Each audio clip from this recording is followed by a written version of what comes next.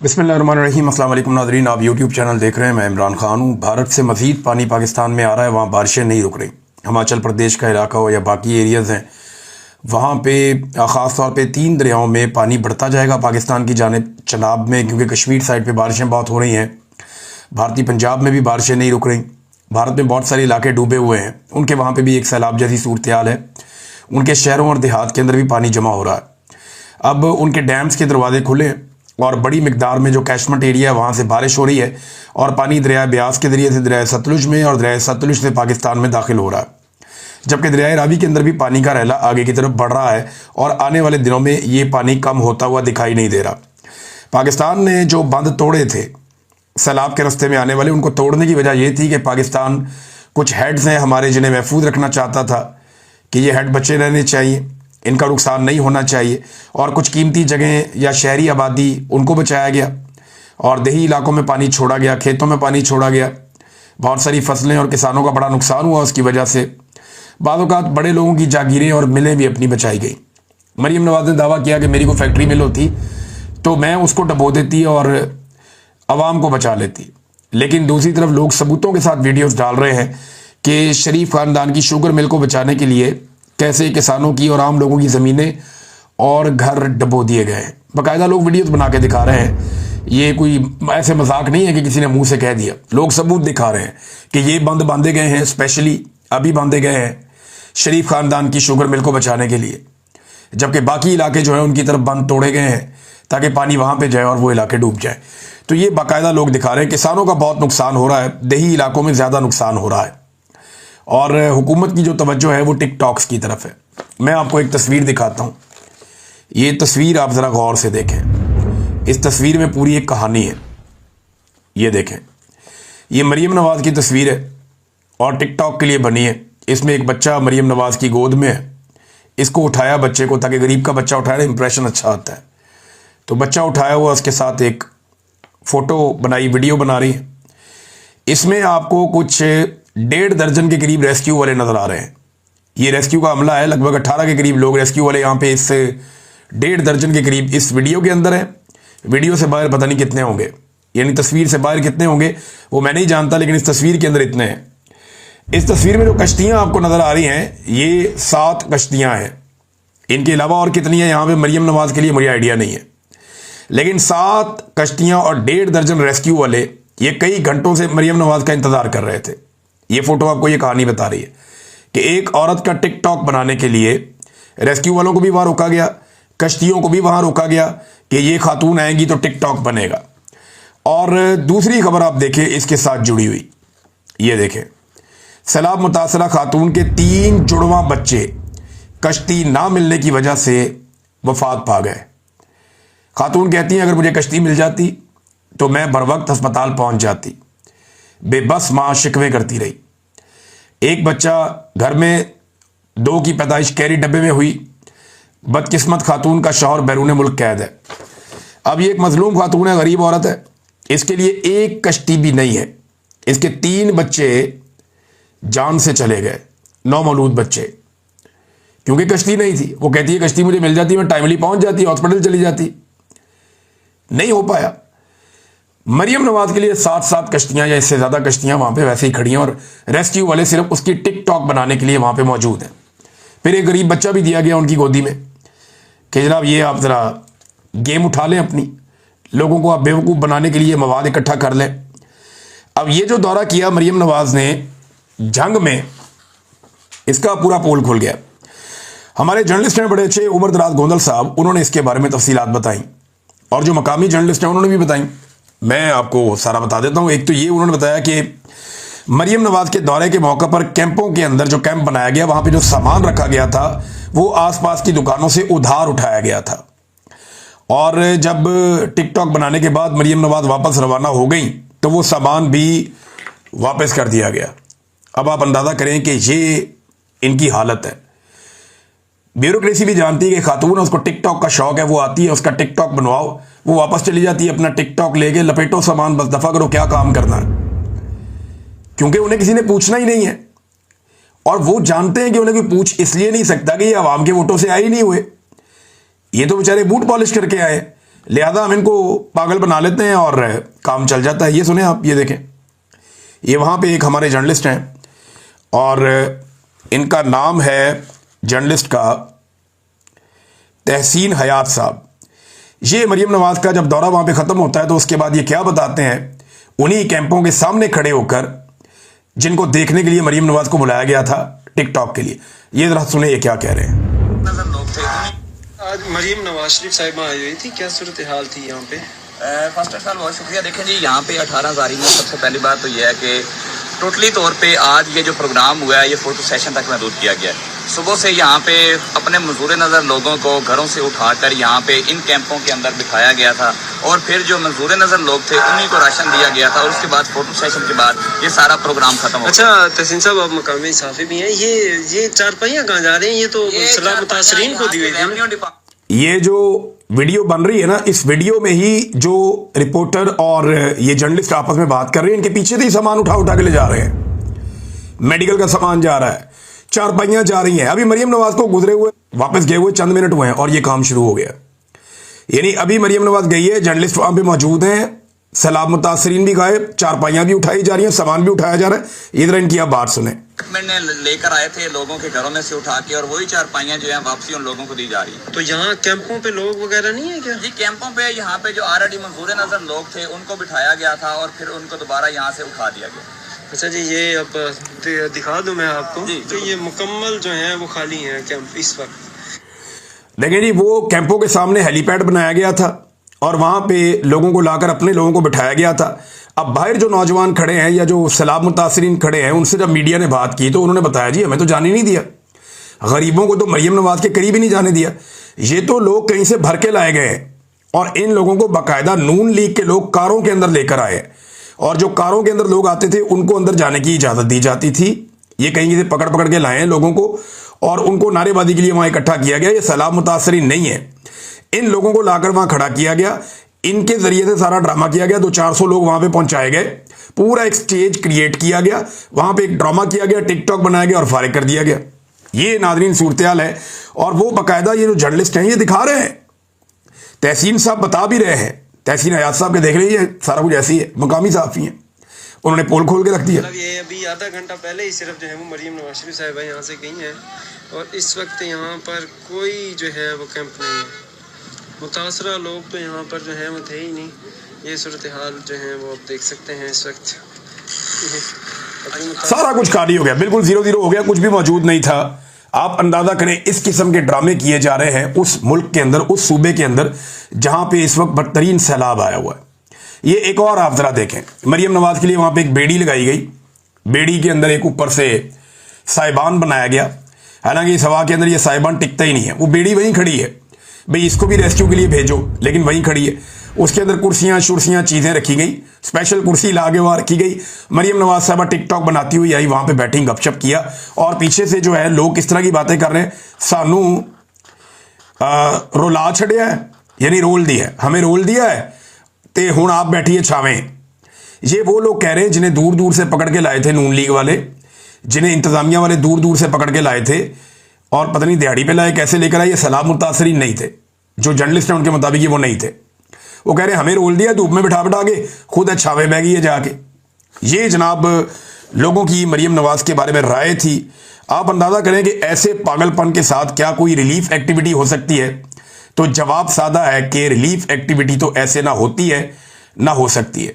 एक और चीज़ मैं आपको बताता हूँ, ये 3 फौजी जवानों की एक तस्वीर आप देखें, ये 3 फौजी हैं, ये वीडियो देखें आप थोड़ी सी, और ये देखें ये 3 फौजी हैं, ये मरीम नवाज का बैनर सिद्धा कर रहे हैं, फ्लड रिलीफ वाला। फौज को लगा दिया ना काम पे। तारुल कादरी साहब ने कहा था एक दौर में कि शरीफ खानदान एक दिन आएगा कि पाकिस्तान की फौज को पंजाब पुलिस बना देगी, ये इनका ख्वाब है। बना दिया उन्होंने पंजाब पुलिस। पंजाब पुलिस तो इनके घर की मुलाजिम थी, लेकिन अब फौज जो है वो एक सियासी जमात के कारकुन के तौर पे ऐसा लगता है काम कर रही है। मरीम नवाज कौन है? एक सियासतदान है, और ये वो सियासतदान है जिसको अवाम ने मुस्तरद किया और ज़बरदस्ती मिलिट्री एस्टेब्लिशमेंट ने लाके इसको इक़्तिदार में बैठा दिया। अब उस सियासतदान के पोस्टर ये फौजी अपने यूनिफॉर्म के अंदर वहां पे लगा रहे हैं। काफ़ी तनकीद हो रही है सोशल मीडिया पे। बहरहाल मिलिट्री एस्टेब्लिशमेंट का शुक्रिया कि उन्होंने शरीफ खानदान का गुलाम बनाया जवानों को। ये बड़ी ज्यादती है, ये जुल्म है। इस यूनिफॉर्म की लोग बड़ी इज्जत करते हैं, लेकिन इस यूनिफॉर्म से ये काम आप लेंगे तो फिर आप अपनी इज्जत खुद ही खराब करवाएंगे। एक पतलून लहराने के ऊपर फौज की बेइज्जती नहीं होती, बेइज्जती ये हरकतें करने पे होती है। एक सियासी जमात के कारकुन के तौर पे काम करने पे बेइज्जती होती है, जो नहीं होना चाहिए, नहीं करना चाहिए। कोई भी पॉलिटिकल पार्टी है, यूनिफॉर्म के अंदर आपको ये हरकत नहीं करनी चाहिए थी। जो हरकत वहां पे फौज से करवाई जा रही थी, ये ज्यादती है। नाज़रीन, कुछ जर्नलिस्ट बहुत अच्छा काम कर रहे हैं, मैंने बहुत सारों का नाम लिया, कुछ का मैं अभी नाम लेना चाहता हूं। एक तो अहसन वाहिद साहब हैं, ये बहुत जबरदस्त काम कर रहे हैं। मैंने देखा कि इन्होंने कैसे एक्सपोज किया हर प्रोपेगेंडा को, हर झूठ को। इन्होंने सैलाब मुतासरीन की जो असल सूरत हाल है वो बताई, जो रिलीफ की जाली कार्रवाइयां उनको बेनकाब किया, और जो पानी की, देहात के डूबने की, लोगों की मिजरीज की जो रियल स्टोरीज हैं वो इन्होंने बेनकाब की और चीजें लाकर कौम के सामने रखी। तो ये दाद के मुस्तहिक हैं। इतने मुश्किल हालात में, इतनी सख्तियों के बावजूद, हुकूमती दबाव और प्रेशर के बावजूद इन्होंने इतना शानदार काम किया है। इन्हें हमेशा शाबाश मिलनी चाहिए। और मेरी आप सबसे गुजारिश है कि इनको फॉलो करें, इनको देखें। एहसन वाहिद साहब फील्ड से बहुत अच्छा काम करें। फाज शहबाज साहब तो किसी तारुफ के मोहताज नहीं है, उनका अपना एक अंदाज है, वो अपने तरीके से जर्नलिज्म करते हैं और बहुत अच्छा काम वो भी कर रहे हैं। लगातार वो जा रहे हैं फील्ड में, वो चीज़ें बता रहे हैं। मैं उम्मीद करता हूं कि बाकी जर्नलिस्ट वो भी फील्ड में जाएंगे और जाकर सूरत हाल बताएंगे। मरियम नवाज जो रियल मुतासरीन है उनके बीच में क्यों नहीं जाती? उनके लिए बंदे इकट्ठे क्यों करने पड़ते हैं? नून लीग के कारकुन बंदे ढूंढ कर क्यों लाने पड़ते हैं, जिनको लाकर वहां पे इकट्ठा किया जाता है? उसकी वजह यह है कि सिक्योरिटी जराए ने भी और सियासी जराए ने भी, दोनों ने मरियम नवाज को मना किया है कि पब्लिक के बीच में जाने का रिस्क नहीं लेना। अपने बंदे इकट्ठे करो, 100, 200, 250, 300 अपना बंदा इकट्ठा करो। दूर से लेकर आओ, करीब से लेकर आओ, जैसे भी मैनेज करो। जो रियल मुतासरीन है उनके बीच में जाने का रिस्क नहीं लेना। वहां इमरान खान के नारे लग जाएंगे और आपके खिलाफ नारेबाजी हो जाएगी। लोग मोबाइलों से वीडियोस बना लेंगे, हम किस किस का मोबाइल छीनते फिरेंगे। लिहाजा ये एक बहुत बड़ा पंगा है, जिसकी वजह से लोग क्योंकि शदीद गुस्से में हैं, तो मरियम नवाज पब्लिक के अंदर जाने से गुरेज कर रही हैं। उनको जाना भी नहीं चाहिए, क्योंकि सिक्योरिटी की वजूहत भी होती हैं और ये आपको नजर भी आ रहा है। जो लोग आजकल गुस्से में हैं और जितनी तकलीफ में है लोग। साहिवाल नाजरीन बहुत बुरी तरह तबाह हुआ है। ये सैलाबी पानी अब साहिवाल तक पहुंच गया है और वहां पे कुछ बंद तोड़ने पड़े। बंद टूटने के बाद बहुत सारे देहात वहां पे डूब गए हैं, खड़ी फसलें बहुत सारी तबाह हो गई हैं।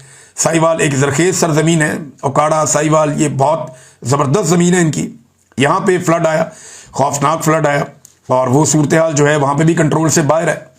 एक आदमी नाज़रीन आपको कहता था, पूरे पाकिस्तान को कहता था, बार बार कहता था, सियासतदानों को समझाता था, तालिबे इल्मों को समझाता था, मीडिया को बार बार कहता था कि जागो, ग्लोबल वार्मिंग हो रही है, क्लाइमेट चेंज एक बहुत बड़ा मसला है, इस मसले से हमें लड़ना पड़ेगा। दरख्त लगाओ, कटाइयां बंद करो, अपने माहौल को बचाओ, आलूदगी को कम करो, अपने माहौल को महफूज करो, वरना सारे पछताओगे। एक आदमी बार बार दस्तक देता था आपके दिमागों पर।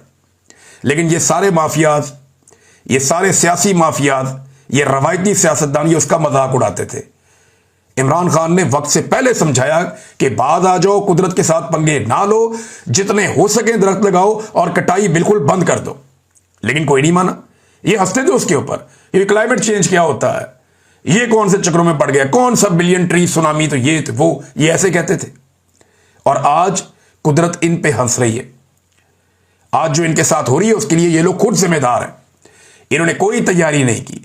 जो जंगल लगे हुए थे उनको भी काटा है और बेदर्दी के साथ काटा है। जो खैबर पख्तूनख्वा के सैलाब में हमने पानी के अंदर लकड़ियां बहती हुई देखी हैं, वो वहां की सूबाई हुकूमत का भी पोल खोल रही हैं और फेडरल गवर्नमेंट का भी पोल खोल रही हैं।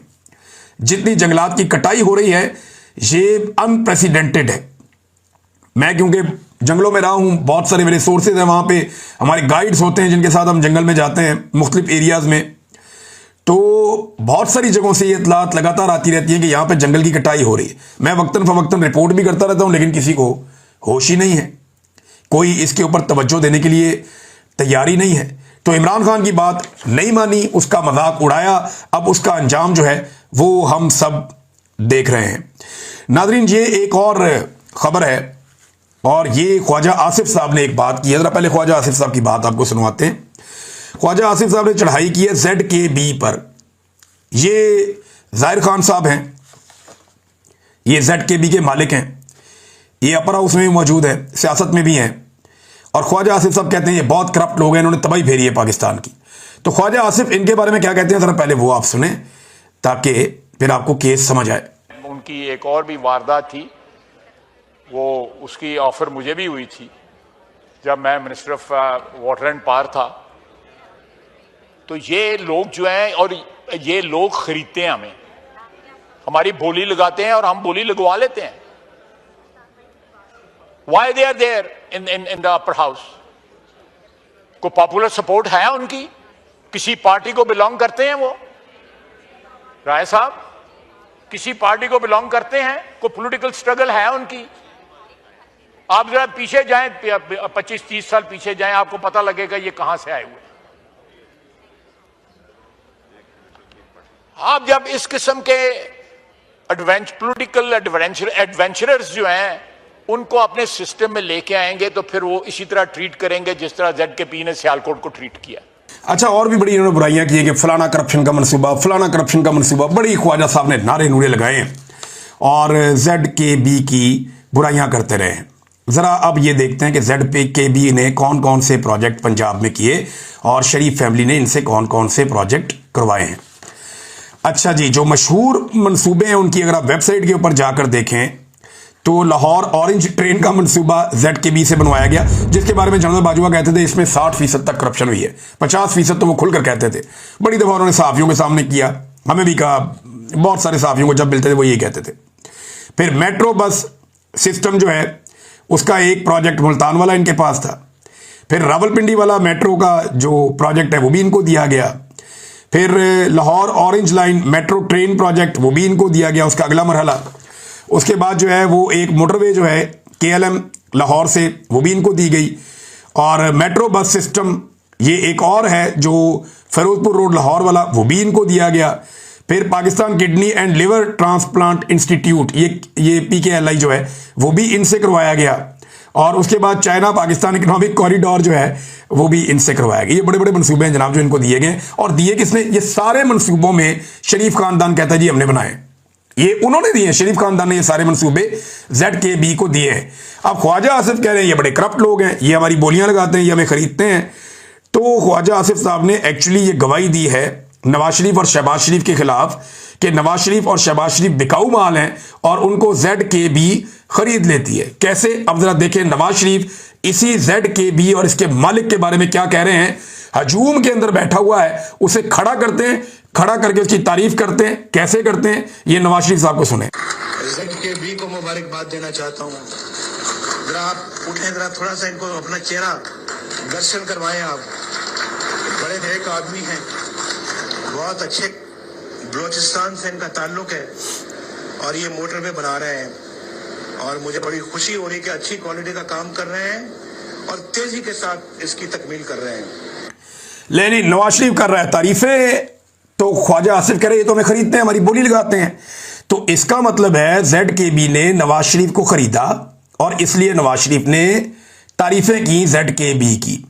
शहबाज शरीफ को खरीदा इसलिए शहबाज शरीफ ने अपने सारे मंसूबे, चाहे रावलपिंडी, लाहौर, मुल्तान की मेट्रोज हो, चाहे ऑरेंज ट्रेन हो, चाहे PKLI हो, वो सारे के सारे प्रोजेक्ट दे दिए किसको? मोटरवे के भी ZKB को। तो ये ख्वाजा आसिफ उसका पोल खोल रहा है कि बेईमान आदमी है, फ्रॉड आदमी है। ये अपर हाउस में कैसे पहुंचा? तो ख्वाजा साहब ये अपर हाउस में वैसे ही पहुंचा जैसे औरंगजेब पहुंचा जो आपका वजीर खजाना है। ये वैसे ही पहुंचा जैसे फैसल वाडा पहुंचा जो आजकल आपके साथ है। ये वैसे ही पहुंचा जैसे आपने मोहसिन नकवी को पहुंचाया जो आजकल आपका बॉस है। तो वैसे ही पहुंचा ये मिलिट्री एस्टेब्लिशमेंट के जूते पॉलिश करने का नतीजा है। इन लोगों का आप कुछ नहीं बिगाड़ सकते क्योंकि आपके बड़ों ने इनसे कमीशन पकड़े हुए हैं। सादी बात तो ये है। नाज़रीन, अफगानिस्तान में बड़ा शदीद ज़ल्ज़ला आया है, बड़े तकलीफ दे मनाजिर हैं। हम दुख की इस घड़ी में अपने अफगान भाइयों के साथ खड़े। पाकिस्तानियों ने, पाकिस्तान की गवर्नमेंट ने इसके ऊपर स्टांस लिया कि हम उनके साथ खड़े। इंडिया बहुत बड़ी इमदादी खेप भिजवा रहा है अफगानिस्तान में। पाकिस्तान को भी आगे बढ़ना चाहिए। वहाँ पे रेक्टर स्केल के ऊपर ये 6 शिद्दत का ज़ल्ज़ला था। जलालाबाद इसका ख़ास निशाना बना। 800 से ज़्यादा शहरी अब तक की इतला के मुताबिक जाँ बहक हुए। पाकिस्तान को भरपूर मदद करनी चाहिए जख्मियों के इलाज के लिए, रिलीफ एक्टिविटीज़ के लिए और इमदादी सामान भिजवाने के लिए। अफगानिस्तान को इस वक्त ज़रूरत है, पाकिस्तान को आगे बढ़ना चाहिए। एक और चीज़ नाज़रीन बड़ी तकलीफ देती है, आज इस्लामाबाद में कल के दिन बड़ी शदीद बारिश हो रही थी, बहुत शदीद बारिश हो रही थी और हर तरफ से पानी ऐसे बहता हुआ आ रहा था जैसे दरिया बह रहा है। और वो बलोच माएँ जो अपने बच्चों